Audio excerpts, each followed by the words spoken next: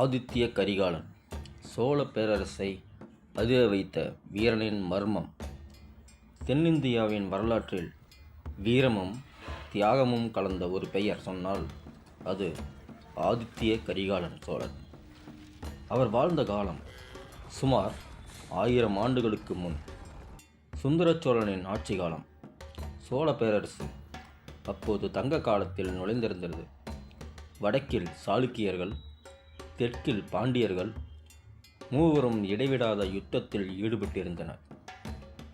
சுந்தர சோழனின் 3 பிள்ளைகள்.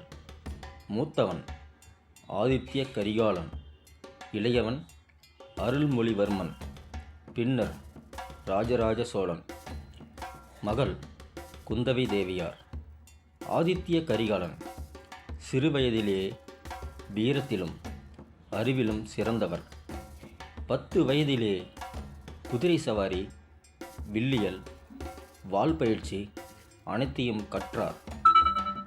சிறு வயதில் இருந்தே அரசன் போன்று நடத்தம், படைத்திட்டம், அரசியல் அறிவு அனைத்தும் அவரில் வெளிப்பட்டது.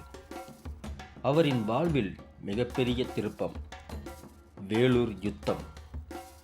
அப்போது சோழர் படைகள் பாண்டிய அரசர் வீரபாண்டியன் தலைமையிலான படையுடன் மோதின.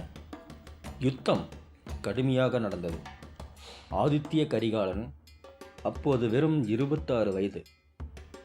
அவர் தன்னுடைய படையுடன் நேராக வீரபாண்டியனின் முகாமுக்குள் நுழைந்து கடுமையான போரில் வீரபாண்டியனின் தலையை வெட்டி வீழ்த்தினார். அந்த நாளிலிருந்து அவர் பெயர் பெற்ற பட்டம் வீரபாண்டியன் தலை கொண்ட கரிகாலன். சோழர்களின் புகழ் வானளவாக பரவியது.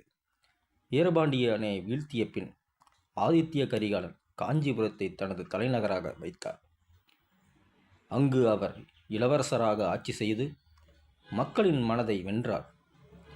அவர் சோழ சாம்ராஜ்யத்தை மிகப்பெரிய பேரரசாக மாற்ற கனவு கண்டார்.